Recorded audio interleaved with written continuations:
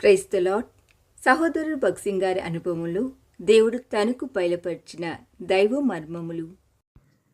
అక్కడ అనేకులు కూడి ప్రార్థన చేయుచుండిరి. అపొస్తలుల కార్యములు 12:12. ఆత్మీయ విషయములలో మనం భారములను కలిసి భరించవలెను.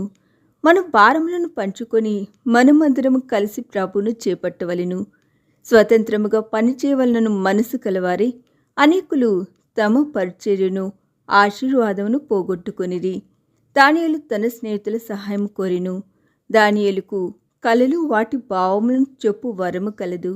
ఆయా సందర్భములలో అనేకులకు వారి కలల భావమును దానియేలు వివరించి చెప్పియుండెను. అనేక పర్యాయములు అనేకులు వారి కలల భావమును తెలుసుకొనుటకై దానియేలు వద్దకు వచ్చి ఉండవచ్చును. అయినను ఈ సమయములో దానియేలు తన 3 స్నేహితులతో కలిసి ప్రార్థించెను. వారందరూ కలిసి ప్రార్థించుట ద్వారా ఈ పరిచర్యలో పాలి భాగస్థులైరి. వారి వరములు వేరువేరుగా ఉన్నను దేవుని పనిలో వారందరూ సమాన భాగమును పొందిరి. నీవు జయించు వాడవుగా ఉండగోరినచో ఇతర సహ విశ్వాసుల ప్రార్థన సహవాసమును కోరుటలో వెనుకంజ వేయకము.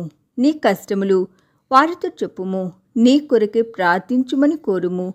నీవు వారితో కలిసి ప్రార్థించుము.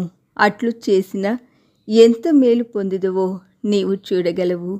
రాజ్యమంతయు కల్లోలముగా ఉండినను అందరి హృదయములు బీభత్సములైనను వీరు నలుగురు చెలింపక నిర్భయులై ఉండిరి.